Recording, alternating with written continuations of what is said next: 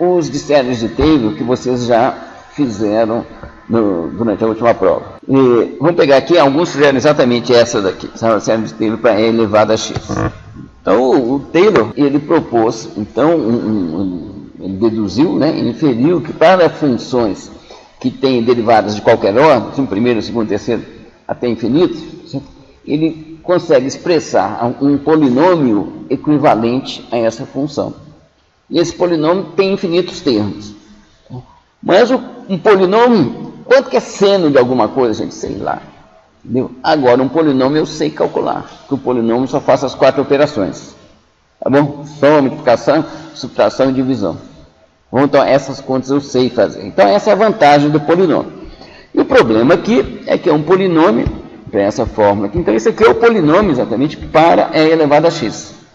Que você consegue inferir isso daqui, está fora do escopo aqui da aula, tá bom? Mas não é muito difícil de deduzir isso aqui não, a partir das derivadas de E elevado a x. Então, para esse polinômio que com infinitos termos, somatória de I igual a zero até infinito de x elevado a I sobre I fatorial, a gente computa o valor exato de E elevado a x para qualquer valor de x de menos infinito a mais infinito. Para efeitos práticos, tá? O que a gente faz? A gente calcula até K primeiros elementos, como vocês fizeram na prova.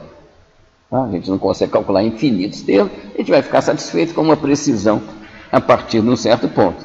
Bom, qual que é o valor adequado para cá? É o problema que a gente vai ver agora aqui.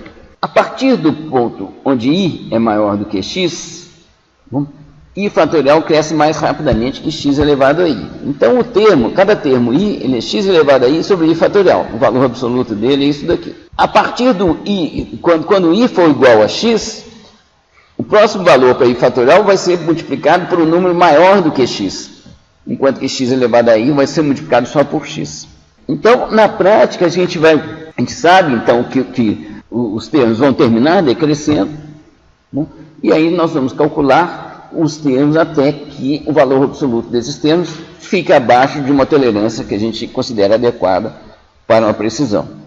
A nossa função, então, ela vai receber um x, exp Taylor, tá? Que é que nós vamos construir para fazer o papel da função exp do Scilab.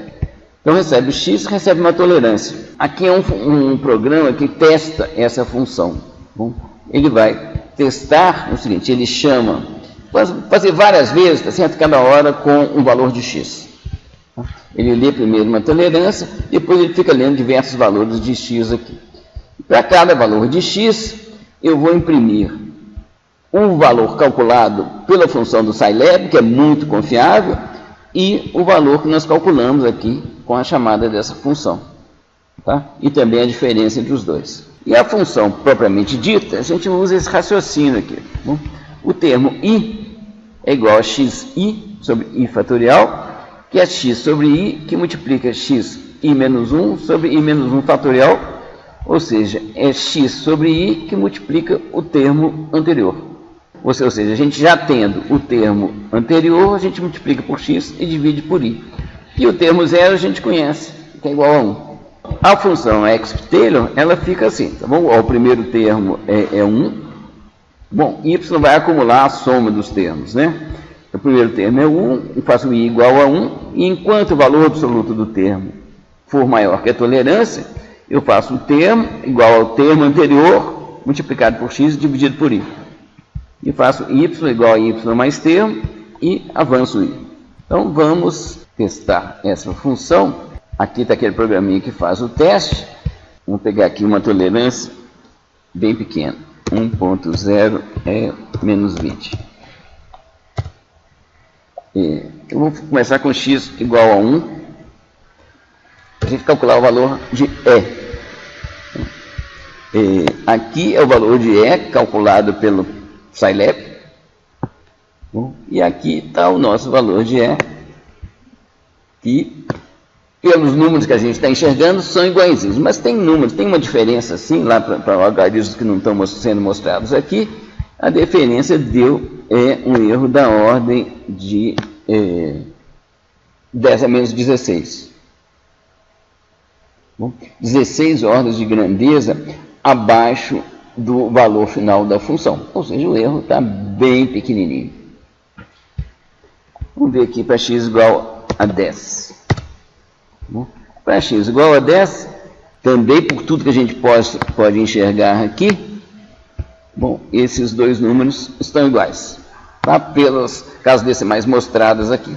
Existe um erro que também, gente, é da ordem de 10 a menos 12, que ele é 16 vezes menor do que o valor da função. Para a gente chegar para x igual a 20, mesma coisa. Bom, os valores aparentemente iguais têm uma diferença que é 16 ordens de grandeza menor do que o valor calculado. Mas vamos testá-lo agora, gente, com valores negativos. Vou calcular aqui com x igual a menos 1. A x igual a menos 1, aparentemente aqui estão iguais e tem um erro que é 15 ordens de grandeza menor do que o valor calculado. Vamos ver para x igual a menos 10. Já tem uma pequena diferença aqui, tá bom, gente? As duas últimas casas mostradas aqui, a última casa mostrada está diferente. Tá bom? E o erro, o valor da função é da ordem de 10 a menos 5. E o erro deu 8 ordens de grandeza menor do que o valor da função. Mas não está ruim não, né? Considerando que fomos nós mesmos que fizemos. Bom, nós vamos pôr x igual a menos 20. Agora danou, né? Olha aqui, o valor da função aqui é o valor correto. Aqui é o nosso valor. Bom, deu mais do dobro, quase 3 vezes o valor calculado aqui. E o erro, gente, foi da mesma ordem de grandeza do valor calculado. Bom, está péssimo. E pode piorar, gente. Com x igual a menos 30, além dos valores estarem completamente diferentes, nós conseguimos que a função e elevado a x, que é estritamente positivo para qualquer valor de x, desse o valor negativo. E agora, gente? O que houve? Como é que está a nossa situação aqui, gente? Bom, o velho Taylor fez isso há séculos, literalmente. Bom, gente, essa fórmula dele está correta. Tá? A nossa função XT, gente, eu sou experiente, mesmo vocês, tá bom? Ela é muito simples, erros óbvios ela não tem. O que aconteceu? Aí a gente tem uma série de surpresinhas que vem do ponto flutuante de 64 bits ser uma notação com um número finito de algarismos. Bom, vou fazer alguns exemplos aqui para vocês. Vou fazer o seguinte, x igual a 1.0 vezes 10 a 23. X igual a x mais 1. Eu estou perguntando, x é igual a x mais 1? Não pode ser. Né? Entretanto, a resposta aqui do Scilab deu true. Esquisito? Não é. Quando a gente tem que pensar, se a gente está trabalhando com um número finito de casas decimais. Então, vamos supor que a gente está trabalhando com uma casa decimal. X mais 0,001 dá quanto, gente? Dá x. Ou seja, 2,1 mais 0,0003. Esse 0,003 some, porque eu sou obrigado a pegar o resultado e truncá-lo para uma única casa decimal. Bom, então aqui ó, eu tinha um número que eu estou pondo esse 1 a mais aqui, o x mais 1 é 1 a mais 23 casas para lá. Mais uma surpresinha aqui.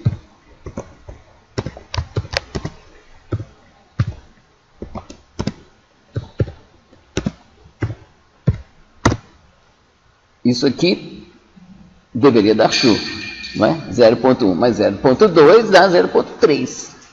Tá? Não existe dúvida nenhuma sobre isso. E dá false. São coisinhas que a gente tem que prestar atenção. Aqui, ó, 0,1 não tem representação exata, 0,1 em decimal, não tem representação exata em binário. Ele dá uma dízima periódica. Então, isso aqui fica repetindo o tempo todo. A partir de um ponto aqui, se repete e você precisa de infinitos algarismos para representar. Então, 0,1 não tem uma representação exata. Quando você pega 0,1 mais 0,2, isso aqui vai estar muito próximo de 0,3, mas em bits vai ser ligeiramente diferente em algum ponto. Então vamos mesmo ao problema que ocorre com relação à nossa série para E elevado a x, que tem o nome de cancelamento catastrófico. Existem alguns sites aí de erros em cálculos que mostram os foguetes caindo, as pontes balançando e outras coisas assim, que foram resultados de erros em programas de numéricos. Sempre foi um cálculo, deu errado, porque alguém esqueceu de prestar atenção em algum detalhe aqui. Bom, então o cancelamento catastrófico, ele é o seguinte, ele é uma coisa que ocorre em subtrações de valores próximos. Bom, o exemplo que eu vou dar aqui é o seguinte, eu vou ter dois números, A e B, que eu vou representar com precisão 6 e com precisão 3. Quer dizer, 6 casas decimais e 3 casas 6 algarismos e 3 algarismos. O número A é 3,14159, com precisão 6, com precisão 3 é 3,14. A diferença é essa parte daqui, né? Que dá menos de 1%. Tá? Dá 0,5% de diferença. Tá? O B, mesma coisa. Tá? A diferença é muito pequenininha quando você passa de precisão 6 para precisão 3. Quando eu faço a soma, somando esses aqui, dá esse número. E mantendo, né, os 6 algarismos que você dispõe. Dá isso daqui. Com precisão 3, a soma dá isso daqui. A diferença é isso aqui, que também é muito pequenininha. É mais do que tolerável. Agora, quando você faz A menos B, com precisão 6, dá isso daqui. Com precisão 3, dá isso daqui. A diferença é essa daqui, gente, que dá quase 10% de diferença. Bom, isso é um problema inerente à subtração de números, em qualquer que seja a base, desde que você tenha um número finito de algarismos. Bom, é um cuidado que a gente tem que ter.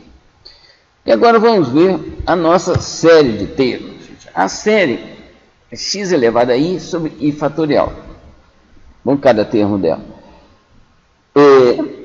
Quando x é negativo, se i for par, x elevado a i é positivo. Se i for ímpar, x elevado a i é negativo. Bom, então o que aparenta ser uma soma é, na verdade, uma sequência de subtrações. Bom, e os números vão crescendo aqui, por exemplo, para x igual a menos 20, o valor absoluto cresce até um certo ponto, certo? Até i igual a 20, e depois que ele começa a decrescer. No ponto aqui em que o valor absoluto está mais alto, o valor absoluto é 10 a 7, sendo que o nosso resultado é 10 a menos não sei quantos. São 15 ordens de grandeza maior do que o resultado final correto. Ou seja, nós estamos fazendo uma soma onde nós estamos subtraindo valores muito maiores do que o resultado final que a gente quer chegar. Não podia dar certo. Tá bom? Ou seja, o negócio todo o valor final é perdido nos truncamentos com essas subtrações que são feitas pela série de Taylor. Bom, então esse que é o problema. Uma outra função de obsessão aqui para explicar aquele loop que a gente ficou nele quando a gente tinha uma precisão muito pequena. Bom, aqui, ó, eu fiz um teste que eu vejo se tem algum progresso, tá bom? Ou seja, para cada passo da obsessão, eu calculo um novo valor ou para A ou para B. Se em um certo passo o A é igual ao antigo A e o B é igual ao antigo B, eu não tive progresso nenhum, não vai ser com nenhum novo passo que eu vou conseguir ter progresso. Tá bom? E aí que eu entro num loop. E aqui, então, esse programa aqui, o que ele faz é isso. Aqui, testar isso daqui. O A é igual a 2, o B é igual a 3. Quanto que é A mais B sobre 2? 2,5. Mas eu só disponho de um algarismo significativo, de tal forma que eu vou arredondar isso. Ou para 2 ou para 3.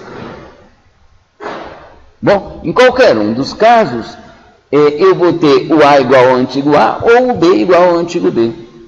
Bom, ou os dois, tá certo? Cada um vai ser igual ao seu valor antigo. Eu não vou ter progresso com isso daí.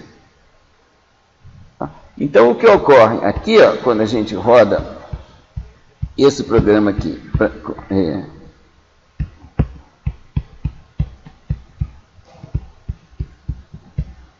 com uma tolerância razoável, que é 1.0 menos 15, ele calcula certinho. Se eu botar 1.0 menos 20,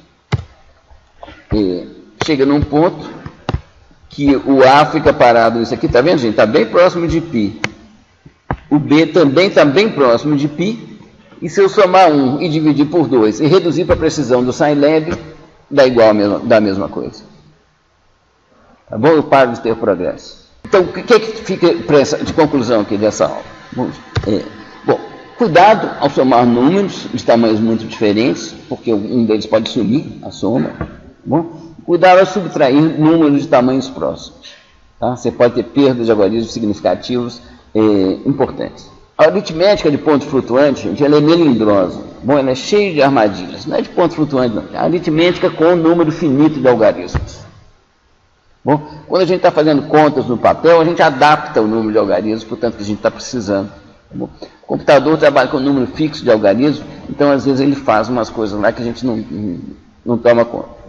Bom, por outro lado, gente, o homem foi para a Lua, esse prédio aqui está de pé, tem navio andando, avião voando, tudo isso, gente, toda a engenharia, toda a ciência, ela é totalmente baseada em cálculo numérico.